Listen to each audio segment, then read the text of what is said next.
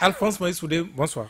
Bonsoir, Virgile Avancé. Bonsoir à tous. Bonsoir, Saturnin Yossou. Bonsoir, Virgile Avancé. Bonsoir à toutes. Bonsoir à tous. Le chef de l'État, Patrice Talon, était ce matin au palais des gouverneurs à Porte-Novo pour le traditionnel discours sur l'état de la nation devant la représentation nationale. Tous les domaines, ou pratiquement tous les domaines, les secteurs d'activité ont été abordés. Un bilan diversement apprécié, c'est l'exercice que nous allons encore faire ce soir à la lecture donc de tout ce qui aura été dit, tout ce qui aura été entendu du palais des gouverneurs ce matin. Nous avons, comme je l'annonçais au téléphone, le député Guy Mitokpe. Guy Mitokpe, bonsoir. Bonsoir, monsieur le journaliste. Vous avez écouté sans doute le discours du chef de l'État puisque vous n'étiez pas au palais des gouverneurs à Porte-Novo ce matin, mais pourquoi ce boycott? Alors, je ne sais pas si vous me recevez. Mais effectivement, moi, comme la plupart de mes amis de la minorité parlementaire, nous n'étions pas présents ce matin. Mais cela n'a pas empêché quand même de suivre attentivement le discours du chef de l'État. Est-ce qu'on peut savoir pourquoi avoir choisi de boycotter le message? Bon, je crois quand même qu'il y a pas mal d'éléments aujourd'hui, à l'heure où nous parlons, pour justifier le fait que nous puissions exprimer nos inquiétudes sur l'état de notre démocratie et nos inquiétudes sur l'assurance que non seulement ce régime ne nous donne plus, mais nos inquiétudes également sur l'attitude et le comportement de la majorité mécanique qui, depuis un certain moment, ne nous rassure plus. Donc, il était quand même de bon ton que nous puissions dire notre désaccord sur un certain nombre de choses, notamment sur l'état de notre démocratie et sur la souffrance des populations. Oui, mais de manière concrète, ça peut apporter quoi boycotter une telle séance à cette heure-ci? Bon, c'est un message fort parce que la présence voudrait quand même signifier la caution que nous apportons à tout ce qui se passe. Être présent, c'est aussi apporter notre caution. Être présent, c'est aussi lancer un message de tout va pour le mieux dans le meilleur des mondes possible à l'endroit de la communauté internationale. L'attitude de l'opposition aujourd'hui quand même voudrait non seulement lancer un message fort à l'endroit de ceux qui nous dirigent, à l'endroit de la majorité mécanique, mais aussi à l'endroit de la communauté internationale pour dire que tout ne va pas comme sur des roulettes et en matière de démocratie au Bénin et aussi en matière de liberté en ce qui concerne ceux qui s'opposent à ce régime. Le député Eric Houndete, lui, il était là. Est-ce parce qu'il n'a pas encore complètement franchi le seuil de l'opposition? Je crois que la présence du président Houndete n'était pas en déphasage avec ce que nous nous sommes dit au niveau de l'opposition. Le président Houndete est resté dans le même esprit que la plupart de ses camarades de l'opposition. Je pense quand même que ça a été un petit défaut de communication, mais qui n'entache en rien son soutien à tout ce que nous faisons au niveau de la majorité et de la minorité parlementaire. Le président était en phase avec nous et je crois que, j'insiste là-dessus, ça a été un petit défaut de communication. Alors, honorable Guy Mitokpe, apprécions le discours dans sa globalité. Parlons d'abord de la forme. Comment vous l'avez trouvé cette fois-ci? Dans la forme, je ne sais pas parce que j'entends un peu mal. Je ne sais pas, le son ne me parvient pas correctement. Si je ne réponds pas comme il se doit, et comprenez que c'est parce que je ne reçois pas bien le retour. Donc, j'ai entendu dans la forme. Est-ce que nous avons des choses à dire dans la forme? C'est bien ça? Oui, la forme du message. Non, dans la forme, il y a beaucoup de commentaires. Voilà, dans la forme, c'est du réchauffé. C'est du réchauffé, c'est déjà un plat réchauffé. Depuis 3 ans, c'est la même routine.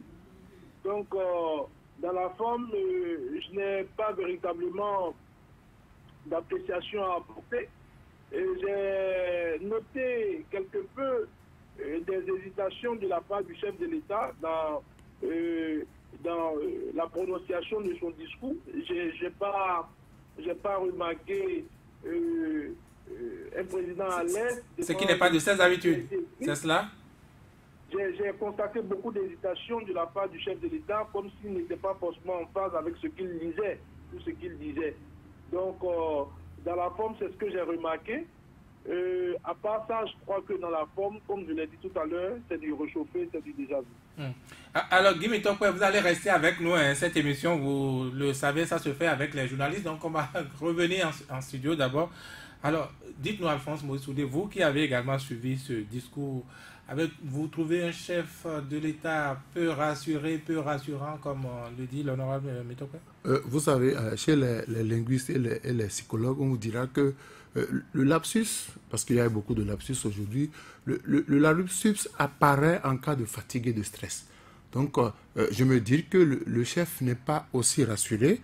Il y a un déficit de contrôle de soi. Parce que ce qu'on veut dire, on se dit, mais comment cela va-t-il être accueilli? Est-ce que ce que nous voulons dire est en conformité avec les réalités que vivent? Peut-être aussi l'expression de mauvaise forme, non? Non. Écoutez, un chef de l'État ne se lève pas à 7 heures pour préparer son discours. Le discours est préparé des jours à l'avance. Le chef de l'État répète, corrige. S'il y a des mots sur lesquels il y a confusion, on corrige. Donc si devant la représentation nationale, le discours sur lequel vous avez répété plusieurs fois, si vous arrivez à commettre des erreurs, à faire des lapsus, forcément il y a un malaise. Ou bien vous êtes stressé de dire ce que vous voulez dire parce que vous-même vous sentez que ça ne reflète pas la réalité. Moi, ça c'est dans la forme, parce que pour une première fois, le chef de l'État est allé au-delà de 40 minutes. Il est allé au-delà de 40 minutes, ça veut dire quoi? On a cherché beaucoup de mots pour expliquer peu de choses. Parce que le président Patrice Talon n'a pas l'habitude des longs discours, vous le savez très bien. Et c'est pour la première fois qu'il va au-delà de 40 minutes. Donc ça pose déjà, moi, à mon niveau, un problème. Parce que c'est un homme de principe qui reste fidèle. Un discours trop expliqué parce qu'il avait peu d'éléments à présenter. Donc on a dû délayer un peu le discours pour dire aux gens ce qu'on a fait. C'est votre avis, Saturne Yossou? Si le contenu du discours était conforme à ce que pensent ceux qui s'attardent sur la forme, ils ne le feraient pas. C'est parce que dans le fond, ils n'ont pas trouvé sur le terrain la réalité que le chef de l'État a eu à peindre, que pour lier ceci à cela, on parle de la forme. Parce que ce qu'il a mis dans le discours ne serait pas vrai, il serait en train de se chercher. Vous connaissez Patrice Talon, ce n'est pas une première fois qu'il est en train de faire l'exercice, c'est pour une 3e fois. Il se présente à l'Assemblée nationale pour s'acquitter de cela.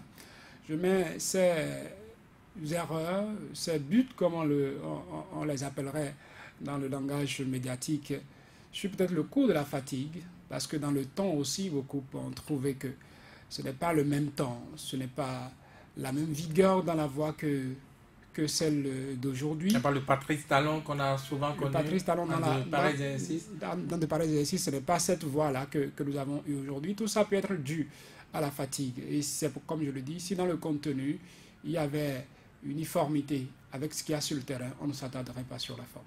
Alors, honorable Guy Mitokwe, ça c'est pour le fond. On ne vous présente plus, vous êtes député de l'opposition, mais je me permets de vous poser la question, est-ce que dans le fond, le discours a quand même trouvé grâce à vos yeux? Comme je le disais tout à l'heure, une fois de plus, le retour il est très faible chez moi. Donc, votre appréciation globale du discours, je veux demander. Oui, mon appréciation globale du discours, c'est qu'il y a un déphasage entre le discours prononcé par le chef de l'État et l'État de la nation.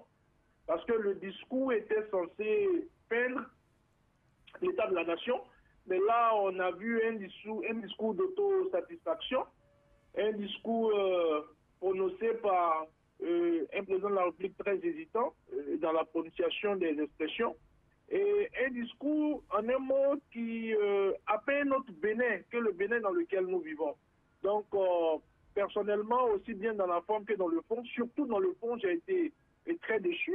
Et je pense que prenant les éléments les uns après les autres, le président est revenu sur la question sécuritaire, à savoir la fusion de l'ex-gendarmerie nationale et l'ex-police nationale. Oui, qui nous donne une meilleure sécurité désormais. Oui, j'aurais bien voulu que le chef de l'État corrobore ses propos par des chiffres, aussi bien sur la petite que sur la grande délinquance. j'aurais aussi bien voulu que le chef de l'État nous donne des chiffres qui montrent qu'avant que nous n'ayons la police républicaine, il y avait déjà un niveau très inquiétant de sécurité et que depuis que la police républicaine a été mise sur pied, nous avons une diminution drastique de l'insécurité. Est-ce que ce n'est pas trop tôt ce que vous demandez, cet exercice-là? Non, ces éléments ne figuraient pas dans le discours. Ici, la réussite dont parle le chef de l'État, peut-être que c'est la réussite ou le semblant de réussite de savoir qu'on a pu mettre deux corps qui, dès le départ, étaient un peu antinomiques. C'est pas ça la question du succès sur la sécurité, je ne crois pas.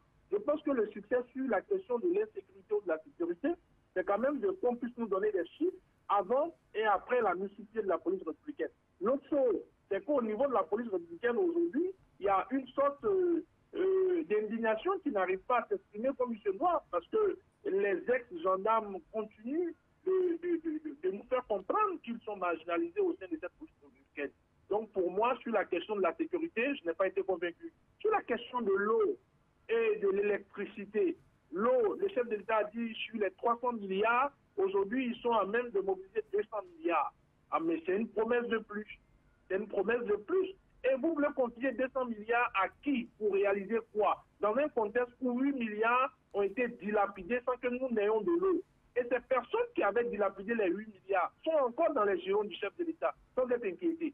Pour moi, c'est une question fondamentale et ça m'inquiète, ça ne me rassure pas.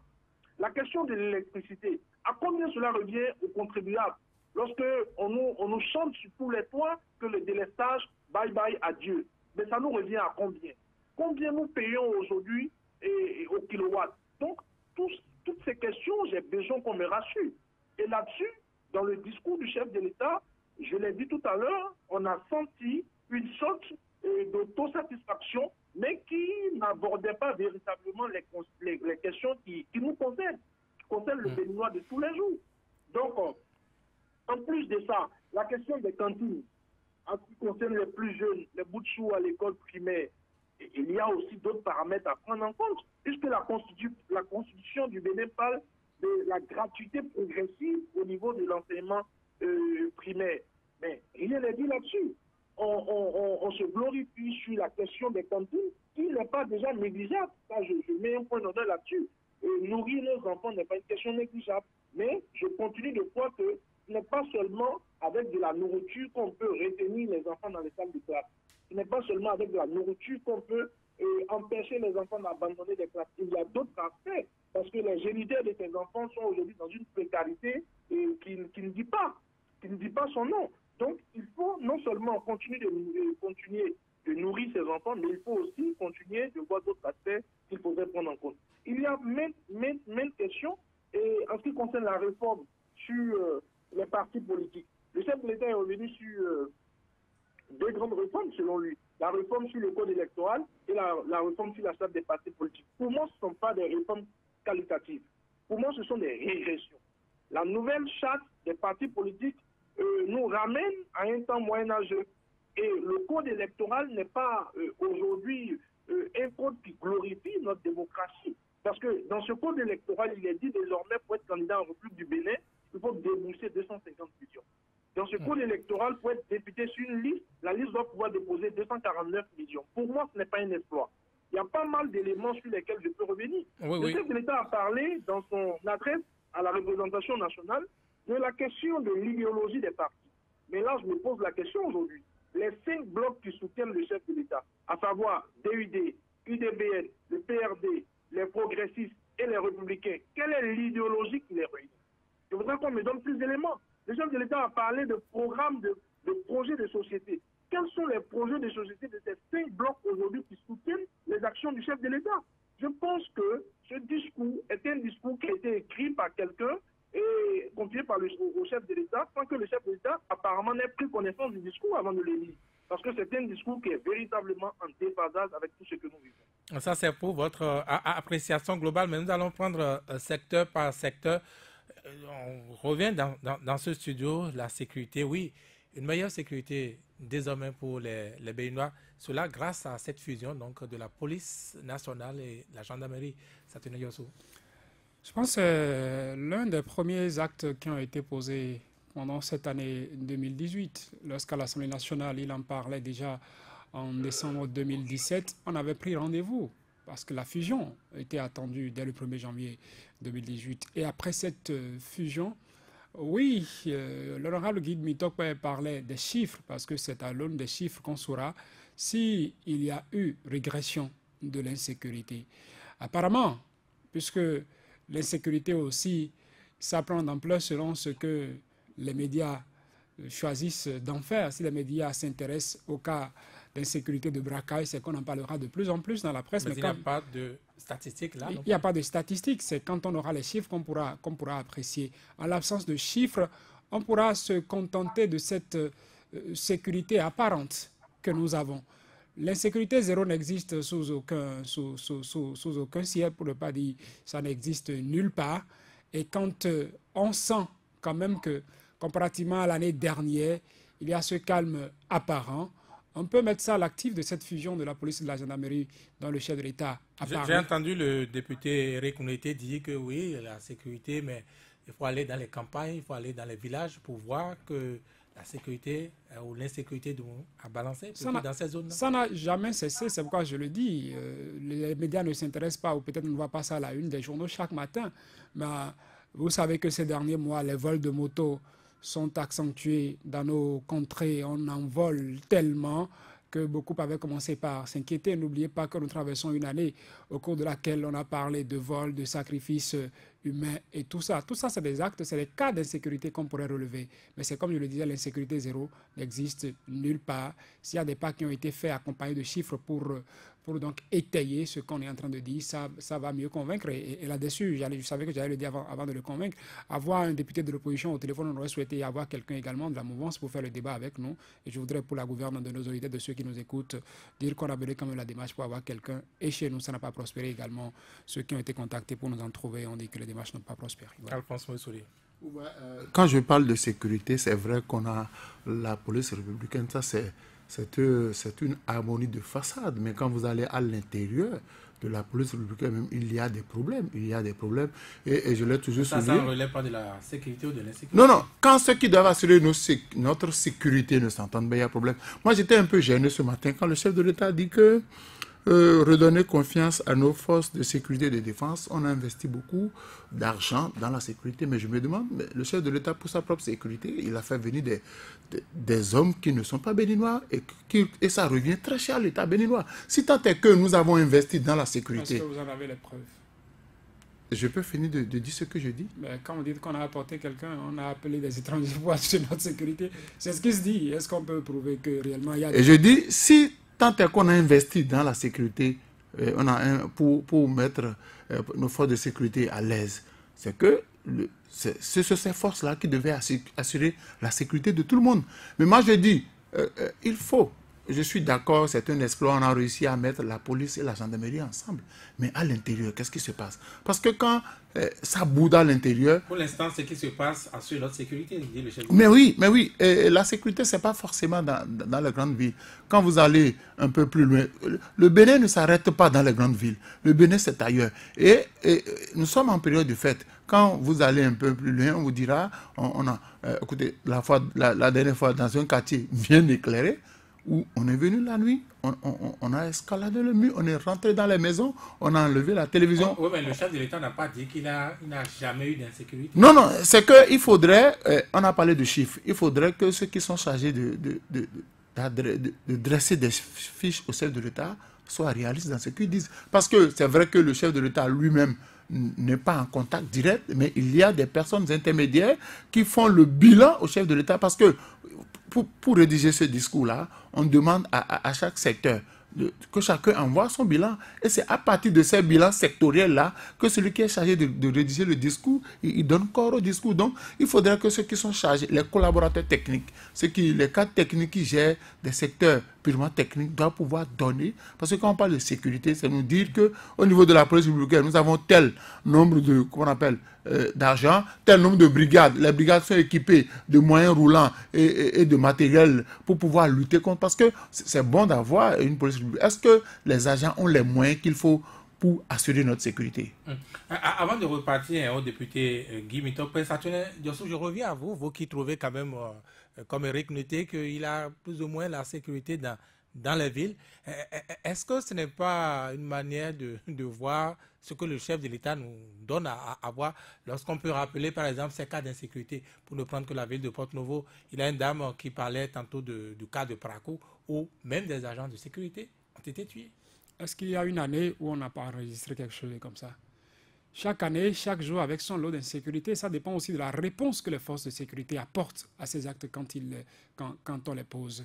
Quand on parle de chiffres qu'on pouvait avoir pour comparer, et c'est là peut-être que j'apporterai de l'eau au moulin de ceux qui les réclament, parce que n'oubliez pas, et moi je fais cette analyse, parce qu'on a fait une fusion de la police et de la gendarmerie, les forces de l'ordre ont peut-être voulu prouver à la population qu'elles travaillent. Ça les a amenés à instituer un point de presse hebdomadaire. Chaque jeudi, la police républicaine était capable de vous dire, pendant cette semaine-ci, il y a eu tel nombre de cas de braquage ici, la police a répliqué de telle manière, on a eu des cybercriminels et autres. Je pense qu'avoir des chiffres dans ce sens pourrait être facile quand on additionnerait les chiffres qu'on a eu à communiquer à la presse pendant ces points hebdomadaires. Mais vous avez souligné tout à l'heure qu'à un moment donné, ça s'est arrêté. Parce qu'au début, on trouvait déjà ça harassant. C'est comme si on se donne le défi de dire chaque semaine, on doit trouver forcément quelque chose à dire à nos populations. Et quand au bout du rouleau, on est essoufflé, on ne le fait pas, il y a de quoi ne pas permettre au président de la République d'avoir des chiffres. Et quand on donnerait des chiffres qu'on comparerait par rapport aux chiffres de l'année dernière, on pourra nettement voir s'il y a amélioration ou pas. Et ne pas avancer ces chiffres, c'est comme ne pas donner des éléments pouvant permettre quand même de vérifier si ce qu'on est en train de dire, c'est concret ou si c'est juste, comme on est en train de le dire, donner aux populations à voir ce qu'on souhaite leur montrer. Honorable Guy Mitokpe, vous êtes toujours là? Oui, je suis là. Un autre bon tableau dont le chef de l'État pouvait se satisfaire, c'est au plan de l'emploi, plus de 200 000 emplois directs ou indirects créés. Oui, une fois de plus, je crois quand même que ces chiffres viennent confirmer un peu mon propos de début. Parce que lorsque le chef de l'État annonce la création de 200 000 emplois en 3 ans, une fois de plus, je pense quand même qu'il faut se poser la question de savoir si nous sommes toujours dans le même pays. Parce que si nous étions dans un pays respectable, on aurait des instituts crédibles pour nous donner des indices ou des chiffres exacts sur l'évolution du chômage ou de la question de l'emploi. Mais 200 000 emplois, à défaut que nous puissions avoir des chiffres crédibles, nous devons quand même pouvoir le remarquer ou le constater. Puisqu'il s'agit ici de jeunes. Et les jeunes, nous en avons tous, dans nos rues, dans nos vents, dans nos différentes familles, et partout où nous allons. Mais vous convenez avec moi que la jeunesse n'est pas contente des réalisations de ce régime.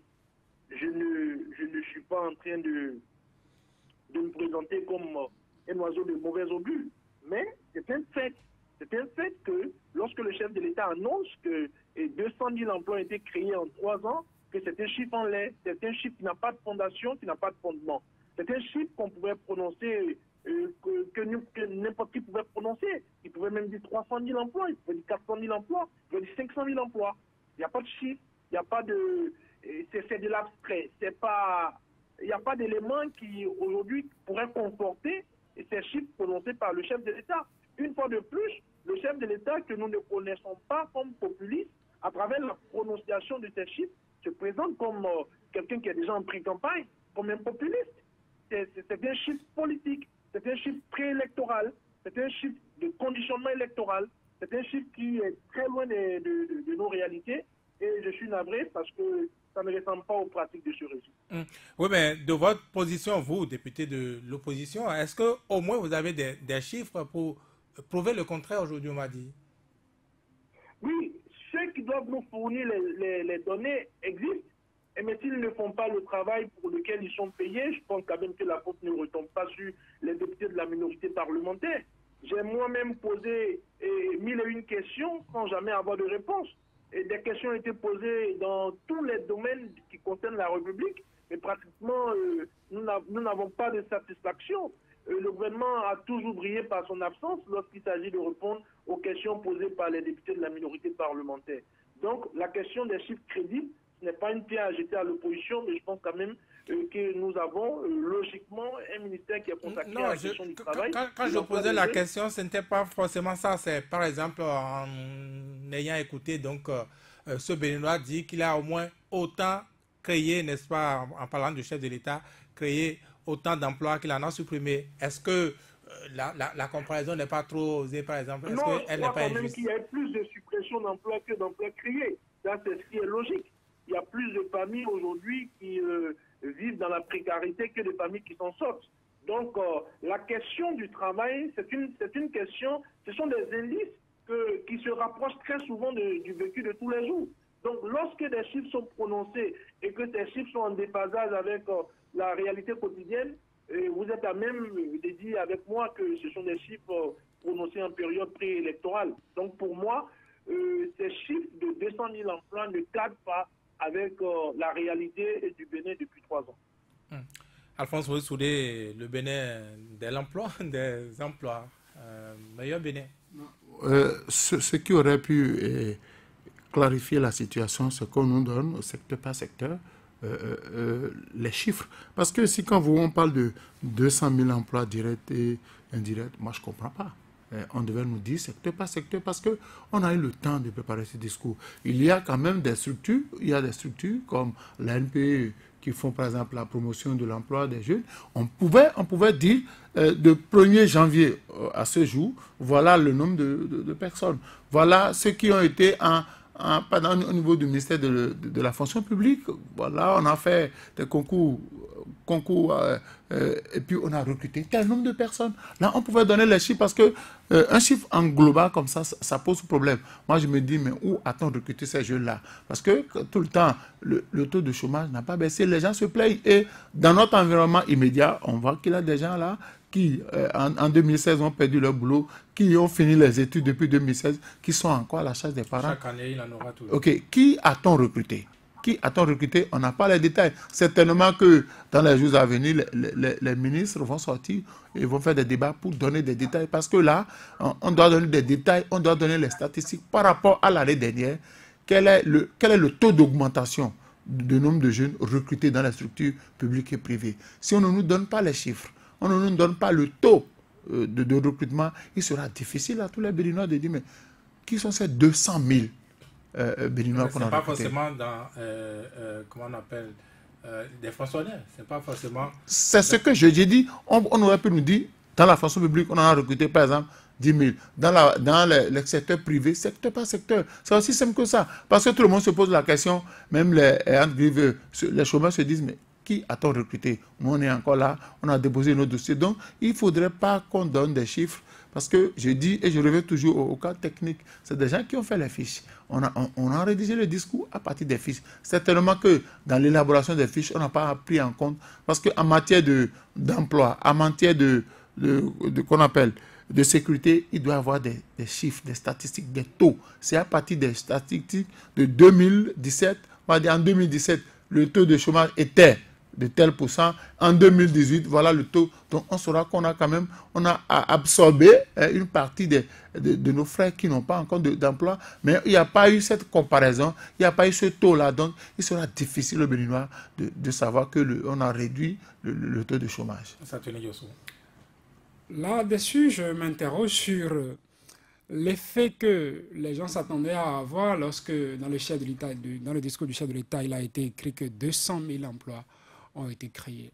Je me mets à la place de ceux qui ont rédigé le discours et de ceux qui ont rédigé le discours et de celui-là, le président de la République, qui a présenté son discours. Dans le contexte actuel, il devrait savoir qu'avancer un tel chiffre sans précision devrait susciter commentaires. Par ce temps où on a plus parlé de suppression d'emplois, on a plus parlé de licenciement que de recrutement, venez dire qu'il y a eu 200 000 emplois créés sans autre forme. 200 000 emplois directs et indirects. Et indirects créés, bon, direct et indirect, c'est emploi quand même, on a appelé ça. Avancer ce chiffre sans l'étayer pour que les gens puissent croire, je pense que c'est mal fait. Ça n'a pas été, pour moi, bien pensé et ça n'a pas raté l'effet que nous sommes en train d'avoir. Nous, ça ne nous a pas laissé indifférents. Tout de suite, on a pris contact avec la cellule de communication du président de la République. On a dit, mais pour élucider ce doute que les Béninois ont de ces 200 000 emplois dont parle le président de la République, allons sur les traces de ces 200 000 emplois. On nous a déjà orienté, je crois, vers le ministère du Plan du Développement et le ministère des Petites et Moyennes Entreprises pour qu'on reviendra rendre compte quand on nous ouvrira les portes aux auditeurs de ce que, des secteurs dans lesquels on pourrait enregistrer, on aurait enregistré. Oui, au reporter, quand on nous aurait ouvert les portes donc, de ces ministères-là, des personnes ressources, on reviendra rendre compte à nos auditeurs des secteurs dans lesquels ces 200 000 emplois auraient été créés. Avancer des chiffres du genre, encore que nous avons affaire avec un président de la République qui nous a dit, depuis qu'il est là, que l'État n'est pas pourvoyeur d'emplois, que c'est le secteur privé qui est pourvoyeur d'emplois. Il faut créer les conditions pour permettre à ce secteur privé de pouvoir embaucher. Nous savons ce qui a été fait à l'Assemblée nationale, un arsenal juridique qui a été renforcé pour qu'on se sépare plus facilement des employés et tout ce qui va avec. Alors, dans ce tel contexte, comme je l'ai dit, venir dire qu'il y a eu 200 000 emplois créés. Est-ce que ces emplois, ce n'est peut-être pas, je dis peut-être sur les chantiers d'asphaltage, par exemple, avec ces vendeuses autour de ces chantiers? Peut-être je dis n'importe quoi. Est-ce que ce n'est peut-être pas ça? Vous êtes certainement en train de faire de l'ironie. Je ne sais pas si sur ces différents chantiers, sur ces différents chantiers, le gouvernement avait envoyé des gens avec un registre pour enregistrer même les vendeurs qui seraient venus vendre à ceux qui seraient en train de poser les pavés et autres. Je ne pense pas, quand on a été aussi précis dans les chiffres, 200 000 emplois. Et le chef de l'État ne sait pas... Direct et indirect. Direct et indirect. Les indirects, ça peut être les vendeurs. Non, s'il vous plaît. Le chef de l'État n'a pas fait que dire ça. Dans le discours, il a parlé du taux de croissance. De 2015 à aujourd'hui, il a dit qu'en 2015, nous étions à 2,1% et qu'aujourd'hui, nous sommes à 6,5%.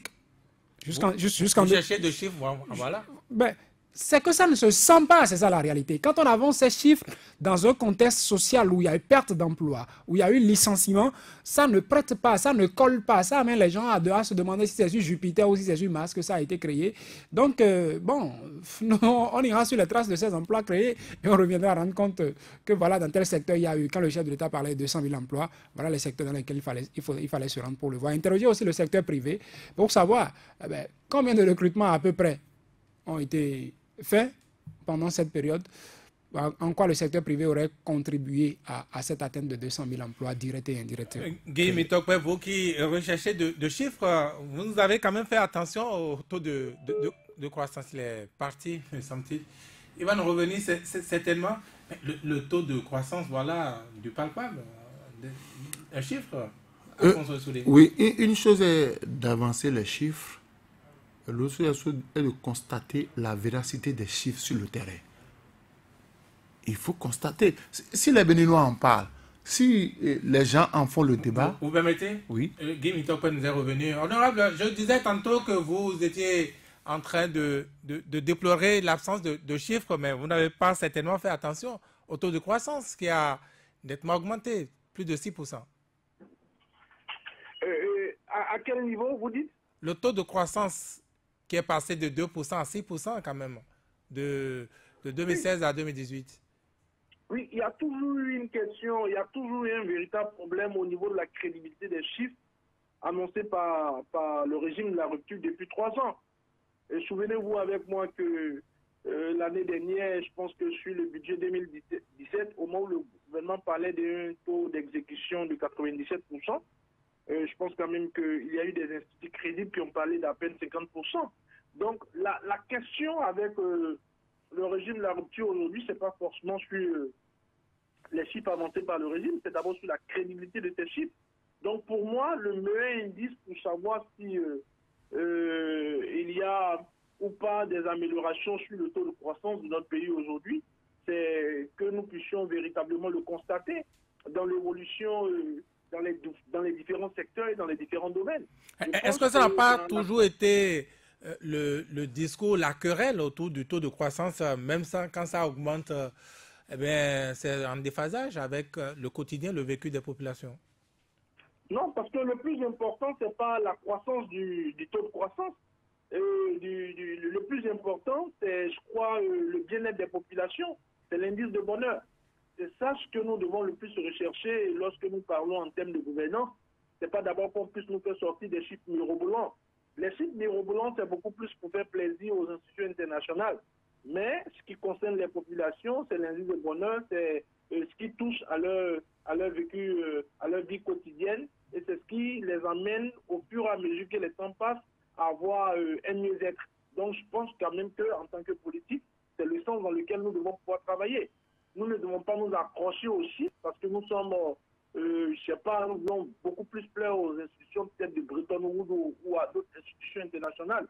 Mais ce à quoi nous devons le plus faire attention, c'est le bien-être des populations. Et là, comme je l'ai dit, ça se vérifie ailleurs. Honorable Guy Mintokpe, vous devez quand même être rassuré, non? Quelque part dans le discours, le chef de l'État a bien écrit que le gouvernement jouera sa partition pour que les législatives de 2019 se tiennent correctement. Il a de l'argent. Non, le problème avec le gouvernement de la rupture aujourd'hui, c'est que le gouvernement, au fur et à mesure que les jours passent, perd de sa crédibilité. Et un gouvernement qui perd de sa crédibilité ne rassure plus. Et quand vous n'êtes plus rassuré, vous ne pouvez plus faire confiance. Donc, la posture dans laquelle nous nous trouvons aujourd'hui, c'est qu'au fur et à mesure que les jours sont passés, le gouvernement, si 10 choses promises, n'a réalisé à peine que 2 ou 3. Donc, au fur et à mesure que les temps passent, le gouvernement il perd de sa crédibilité. Donc, lorsqu'il se prononce sur la meilleure organisation des élections législatives prochaines, ce n'est pas pour nous rassurer. Ah bon? Même ça ne vous rassure pas? Vous dites? Même ça ne vous rassure pas? Non, ce n'est pas rassurant. Du moment où, en 3 années, le gouvernement n'a pas encore posé d'actes véritables qui puissent nous rassurer. Les prochaines élections législatives, la seule assurance que nous avons, c'est que le peuple veille au grain et le peuple suit l'évolution des choses. C'est la seule assurance que nous avons. L'assurance que nous avons, ce n'est pas l'assurance que nous donne le gouvernement, mais c'est l'assurance que les populations suivent jour après jour ce qui se passe et c'est ce qui est rassurant. Votre avis, votre appréciation, Satouna Diassou? Il n'y a qu'à écouter la Commission électorale nationale autonome et poser la question au commissaire sur l'état des lieux en matière d'organisation législative. Nous sommes fin décembre, les législatives sont pour moi en temps normal. À pareil moment, on devrait sentir qu'il y a du mouvement au niveau de la Sénat. Ce n'est pas l'impression qu'on a actuellement. Peut-être qu'il y a des pas qui sont posés, des actes qui sont posés loin des micros et caméras dont on... Qu'est-ce que vous voulez dire? Une économie de vérité de la part de Patrice Talon? Peut-être qu'il attend le moment opportun, il se dira que le corps électoral n'est pas encore convoqué et tout ça, donc il n'y a pas encore urgence pour qu'on lui reproche de ne pas avoir déployé les moyens. Au niveau du COSLEPI, l'honorable Guy Mintokpe est en ligne. Peut-être qu'il nous dira qu'au niveau du COSLEPI, tout au moins, on a permis au COSLEPI de faire des avancées en matière de la liste électorale qui devrait permettre à ce qu'on aille à ces élections au niveau des cartes d'électeurs. Quel est l'état des lieux? C'est au niveau de ces instances qu'on remarquera déjà la disponibilité du gouvernement à mettre les ressources nécessaires à la disposition des organismes qui organiseraient ces élections. Si tel n'est pas le cas et qu'on annonce qu'on est prêt, ça amènera à être un peu dubitatif, à attendre que les actes accompagnent les promesses qui ont été faites. Et quand dans les actes, on n'aura pas ce résultat, dommage, on prendra les propos du président de la République comme étant des vœux pieux qui restent à être concrétisés. Mais oui, la commission électorale avait exprimé des inquiétudes la dernière fois, mais tout le monde était braqué sur le procès ICC. Personne, aujourd'hui, personne... Est-ce que tout le monde n'attendait pas également d'être rassuré? Mais oui, mais une chose est de rassurer, mais dans la réalité, qu'est-ce qui se passe? Parce que les gens se posent la question de savoir avec quelle liste nous irons aux élections législatives. Personne n'a la certitude, on n'a aucune information. Aucune structure n'est venue donner la bonne information. C'est au-delà de l'argent qu'on va mettre à la disposition des différentes structures, mais il y a un travail préliminaire à faire. Je me rappelle, pour les autres élections, déjà, vous allez voir les partis politiques qui se réunissent, qui vont peut-être à la Sénat s'informer de comment ça s'organise, comment ça se prépare, quelles sont les difficultés, mais personne n'en parle aujourd'hui. On n'empêche personne d'aller à la Sénat. Non, c'est pourquoi je dis, il y a autre chose qui intéresse les gens. C'est-à-dire que, bon, tous les Béninois, aujourd'hui, sont braqués sur le procès ICC, et personne ne suit cela. Je dis, non, il faut qu'on soit vigilant, parce que Le chef a promis, le chef aussi va présenter, grâce au bloc de la mouvance présidentielle, va présenter des candidats. Donc il faut que l'on fasse la veille citoyenne. Il faut que les responsables des partis politiques se lèvent pour qu'on n'attende pas fin janvier, début février pour commencer par dire ah, on veut voter, puis il n'y a pas le matériel. Non, c'est maintenant qu'il faut commencer déjà par faire la veille pour être sûr que les moyens seront mis à disposition à temps pour que le travail soit bien fait. Guy Mitokpe Saturnin le disait. Vous qui êtes au COSLEPI, c'est de quoi, n'est-ce pas, vous satisfaire, en tout cas, apaiser les populations après ces plaintes, n'est-ce pas, de difficultés financières qu'on a entendues il y a quelques jours?